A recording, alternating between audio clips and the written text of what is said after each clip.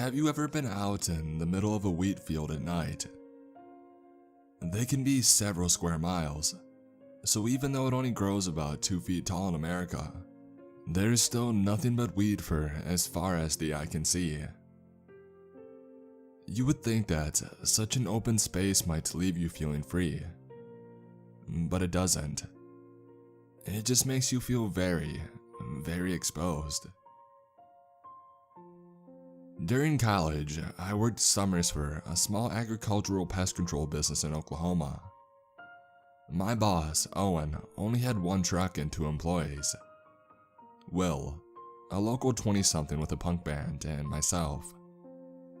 We would start at sunrise and spend all day spraying hundreds of acres. Owen would drive the truck along slowly, tracking our progress with a GPS, while Will and I would apply the pesticide with hoses from the truck's humongous tank. There are much better ways to apply pesticide, like a plane or a rig, but farmers are notoriously cheap, and Owen was cheaper.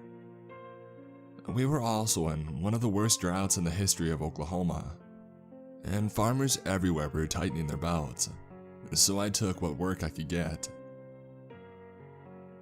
One August evening, we were out spraying for an old friend of Owen's. It was a large wheat field, a few square miles at least, and the sun was disappearing below the horizon. In a few minutes, it would start getting harder to see, and Owen would have to turn on the truck's mounted floodlights. "About how much more?" I asked Will when Owen stopped the truck for a water break. "We would have been done a while ago if the tank weren't giving us any issues," replied Owen, checking the GPS. "We probably got another hour or so. Sometimes you gotta spray after dark." And so we kept spraying. It was about 15 minutes later. Owen hadn't even turned on the floodlights when Will started yelling over the roar of the tank to me. And when he got my attention, he started pointing forward. "What's wrong with the field?" he yelled. I squinted about 50 yards ahead. The field did indeed look different, but it was too difficult to tell exactly how in the dimming light. Will rapped on the truck's window, and the truck stopped, and Will shouted over the tank. After a moment, Owen turned on the floodlights, and we all gasped. 50 yards out, the field was devastated. Empty stalks were strewn everywhere, not a single plant left standing.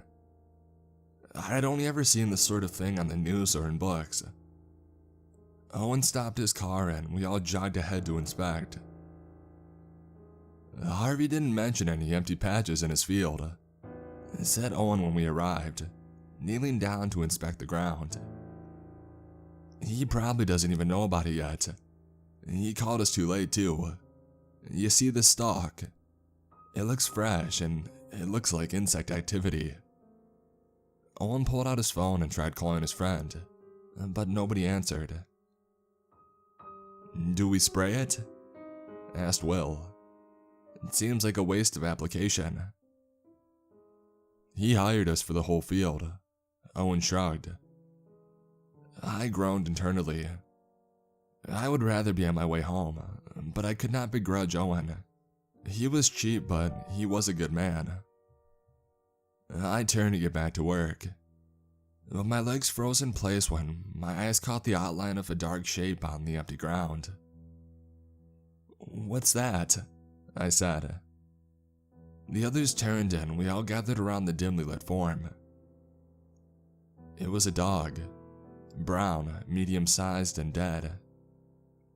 I gave its leg a nudge which flopped lifelessly, so rigor mortis hadn't set in.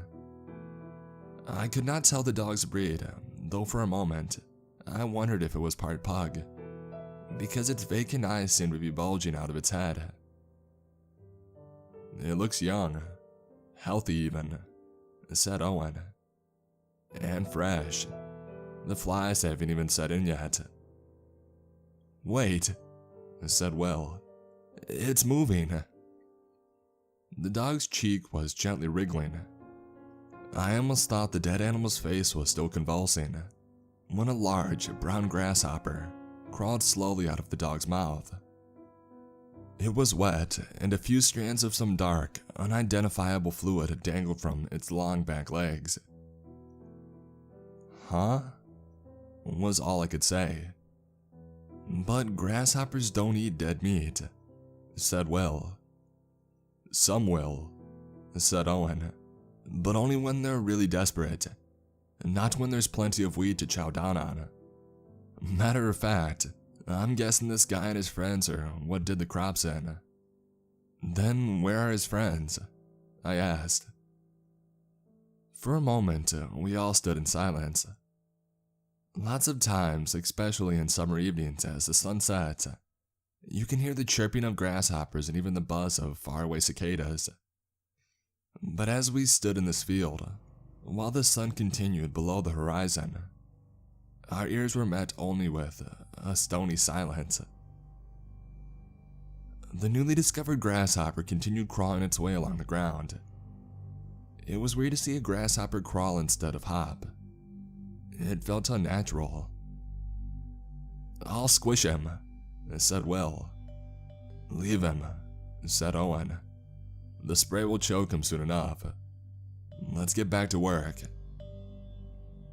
And so we returned to spraying. It became much easier once we had reached the devastated crops, since all we could really do was spray the ground. We had only been spraying for another 10 minutes when, much to the surprise of Will and me, Owen shut off the tank. The stream of chemicals from our hoses weakened and died, and Will and I looked at each other in surprise. "What's up?" we asked as Owen got out of the truck. Owen didn't say anything. With a concerned look, he walked around to the front of the truck, looked to the horizon, and he started staring. He was squinting westward to where the sun had finally disappeared, leaving only remnants of the sunset. "What's up?" I asked. "There's somebody out here with us," said Owen. We squinted into the dying light. I could barely make it out against the western horizon, but after a few moments, I recognized the silhouette of a figure, a good 100 yards away, ambling slowly towards us. And then quickly. Slowly, quickly. Owen was right. There was someone out in the field with us.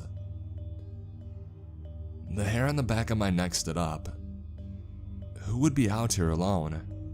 It wasn't Harvey, the field owner. He was a round man, and the figure in the distance seemed almost gangly. And it appeared to be struggling. It seemed to move its whole body just to take a single, laborious step. "He's moving weird," said Owen as he squinted. "It almost looks like he's having a hard time breathing." And Owen took off sprinting to help the figure. After several seconds, I looked at Will. He shrugged and I shrugged, and we both started off in a slow jog after Owen, who had managed to get a good 20 yards ahead of us. It was light enough to see that we were getting closer to the figure, but dark enough that we couldn't actually see what it looked like. "Is that a cloud?" asked Will, panting as we jogged. It took a second, but I saw what he was talking about. A dark floating mass had appeared out of nowhere, and it was heading straight for us. There was a dull buzz, and I only realized what it was a few moments before it engulfed us. It was a humongous swarm of locusts. The insects zoomed towards us, whizzing past our faces noisily as the swarm surrounded us.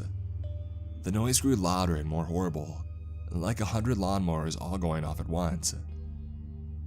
I could no longer make out Owen ahead of us, much less the figure.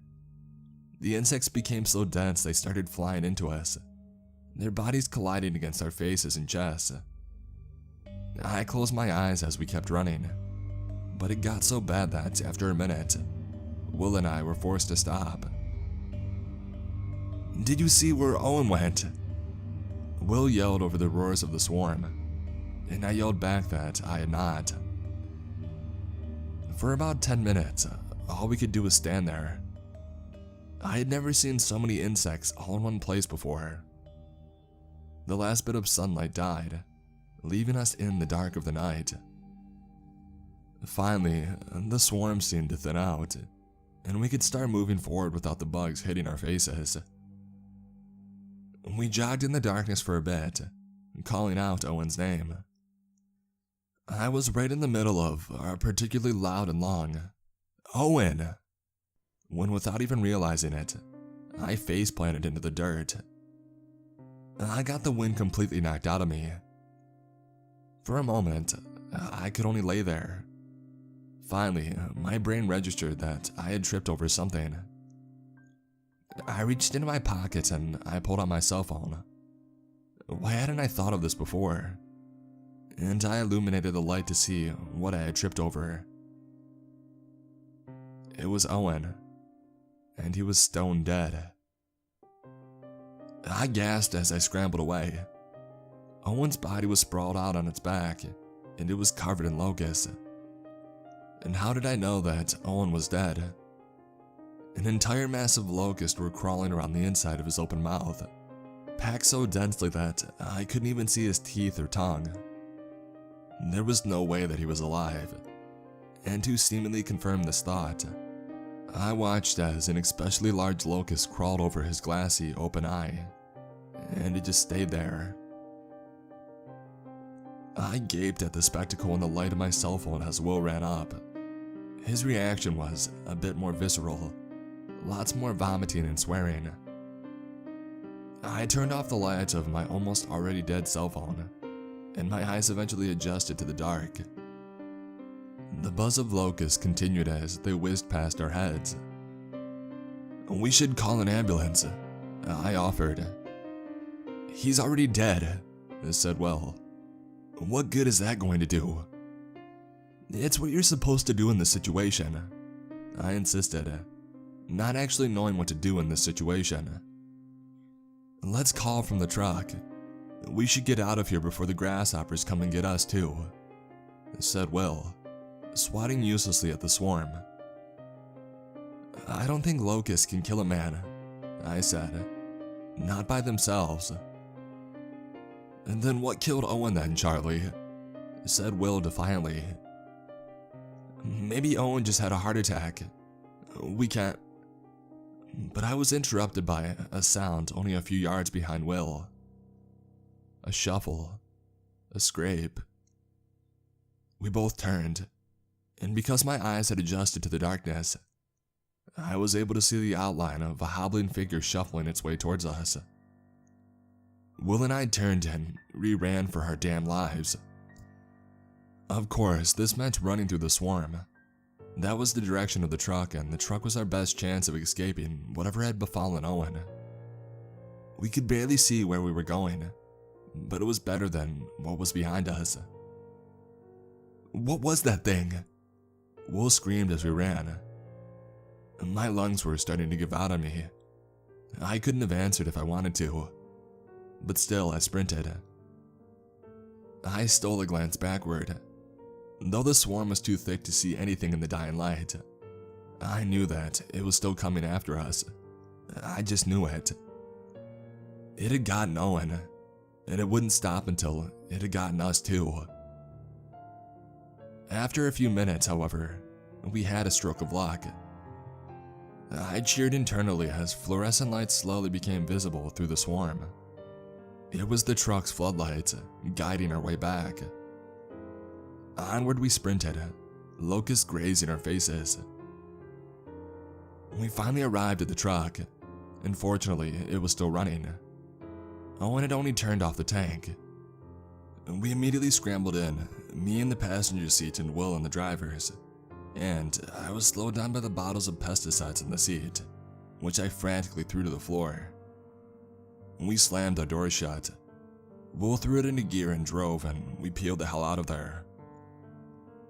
The headlights illuminated the hundreds of brown locusts that flew in front of us as we drove. The truck wasn't going fast enough to splatter them yet, so they bounced noisily against the windshield like large hail. Soon, a sizable collection of wings and legs started sticking to the glass. Will even turned down the windshield wipers, but try as we might, we couldn't see farther than 3 feet out of the windshield as we drove. So we shouldn't have been surprised when Will drove the truck into a drainage ditch. I had put my seatbelt on, but Will hadn't. His head slammed against the steering wheel. For a few moments he seemed stunned, but he came to after a few seconds. Will slammed his foot on the gas. I could hear the tires spinning uselessly. We were at such an incline that I doubted the back tires were even touching the ground. Will swore and slammed his fist against the wheel in frustration. And then a bang came. The metallic sound of something striking one of the truck's rear doors. Our eyes widened as we looked at each other, and then we turned back to look. 2 more bangs came. The door shook violently. "It's outside," whispered Will. "It's trying to get in." Could it be? We had driven away. Was the thing that fast? But what else could it be? I considered the direction that we had come from, the direction that the car had been pointing. And my stomach sank as I realized that Will had not driven us away from the thing. He had driven us right towards it. Suddenly Will screamed, yanking his hands from the steering wheel. It was now crawling with locusts. I looked down. The locusts were crawling up from the floor. They had gotten in through the underside of the truck. They even started squeezing out of the AC vents. Within a few seconds, it seemed the cab was flooded with them. We began frantically brushing them off as they flew around, and I saw the panic rising in Will's eyes. "They can't kill you," I insisted as I swatted the insects away. "They killed Owen. They're going to kill us too," shouted Will, and he reached for the door handle. "That thing's out there," I screamed. "I'm running for it," he screamed back as he opened the door. He leapt out and he disappeared out of view, leaving the car door open and me exposed to whatever was out there. Before I could say anything, the swarm of locusts outside flooded into the cab. I closed my eyes as they brushed against my face. I could feel them crawling down my arms and legs. The door was still open, and all I could think about was if the thing outside was going to crawl in and kill me. And then a thud. A heavy slam against the hood of the truck. My eyes instinctively jolted open. It was Will. His body was blocking the headlight, so I couldn't see much of him except for his panicking face, which was crawling with locusts. No, there was something more. There was something around his throat. No, they were thin, almost skeletal hands. Something was holding him against the hood. His face grew ruddier as he clawed at the emaciated fingers of his assailant. I was frozen in place and I could only watch as his bulging eyes rolled back into his head. Finally, Will's body relaxed and it slumped over, his eyes unfocused. If I had to guess, I would say that his windpipe and his spine had both been crushed. The locusts seemed to take no notice of this, and they continued to crawl around his face. I didn't even have the chance to hop into the driver's seat when the thing appeared through the open door, and it looked right at me. If it was once human, I couldn't tell. Its flesh looked like that of a naked mummies they sometimes pull out of the desert sands, the skin stretched and hardened. Where there should have been eyes, there were only sockets, from which a few locusts would randomly emerge. Where there should have been a nose, there was only a cavity, where I could see various antennae and other occasional legs sticking out of it. But this was not the worst. The thing's ribcage was exposed and I could see into it, and it appeared to be completely filled with humongous locusts. Even over the din of the swarm, I could hear the dull buzz of the crowded insects as they writhed around their bony cage. Occasionally, a smaller locust would manage to squeeze its way between two ribs. It would crawl around the exposed ribs for a few moments before leaping off and joining the swarm. The thing cocked its head. How it sensed me without eyes, I don't know.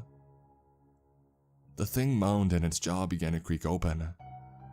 I could hear the straining and cracking of leathery tissues, revealing a mouth with uneven, rotting yellow teeth. Suddenly, the thing vomited. A thick stream of brown liquid shot out and sprayed me, getting my shirt and my bare arm. Before, the locusts had been swarming in a natural, random manner, but at the sound of the vomiting, the insects immediately focused their attention on the liquid. I was now covered in the insects, and their buzzing was deafening, and the stench of the liquid was almost overpowering.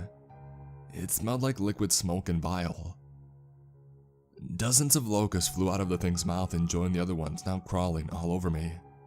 I could feel the locust's tiny mandibles against the skin of my arm, scraping away at the substance. It didn't hurt, but damned if it didn't freak me the hell out. I screamed. As I sat there, Owen's body flashed through my mind. I realized something.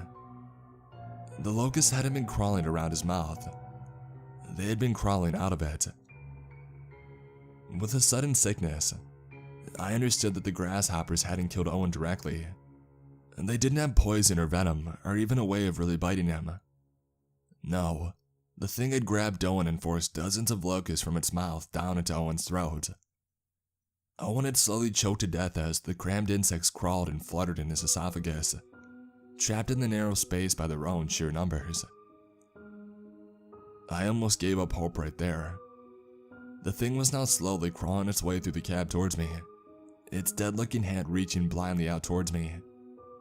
I tried groping behind me to open the door, but I didn't dare take my eyes off of the thing, lest it jump me when I wasn't looking. I was almost completely covered in locusts too, all except for my right leg. Wait, why weren't there locusts swarming me there? For the slightest moment, I glanced downwards. One of the pesticide bottles was puddling onto the floor of the truck. I had knocked it open when I had thrown it to the ground. When diluted with water, 5 ounces to about 50 gallons, most insects would have noticed the pesticide. But in its concentrated form, they knew full well that it was something to avoid. The thing crawled closer towards me still. I had to take a gamble. While it clearly knew that I was here, the way that it felt around and the fact that it had no eyes told me that it might not actually be able to see me. I might be safe to make a sudden movement. I reached down, grabbed the bottle of pesticide, and I flung its contents at the thing. Some flew out, but the cap wasn't open all the way.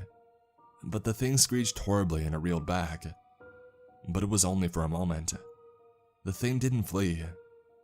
I opened the bottle more and I began flinging as much pesticide onto it as I could. The thing continued screeching. I wanted to grab another bottle, but the now frenzied locusts were too numerous and were weighing me down. In desperation, I began drizzling the pesticide on myself. Not normally a good idea. The locusts began to disperse. I got another bottle and I opened it completely, and I began throwing as much poison onto the thing as I could. Finally, the thing began to retreat out of the door. I was able to open the truck door and stumble out. I ran like I had never run before. The din of the swarm's buzzing began to fade behind me. Ahead of me, only miles and miles of lonely wheat fields. Once or twice, I thought I heard shuffling footsteps behind me, but I only ever saw stalks of wheat swaying slowly in the night breeze. I eventually made it to a dirt road, and my phone couldn't get a signal, so I walked the dirt road for 2 hours until I finally hit a paved road. 3 hours later, I was able to flag down a trucker who let me use his phone to call a ride home before I contacted the police.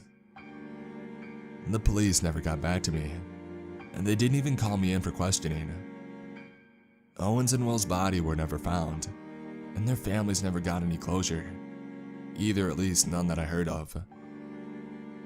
I got acute poisoning from the pesticide, which resulted in several patches of dead skin that have since scarred over. I later learned that Harvey and his family, the owners of the fields, were reported missing. After their disappearance, the land became the property of the government, and from what I've been able to find, it's now considered mostly useless. For some reason, they just can't get anything to grow there.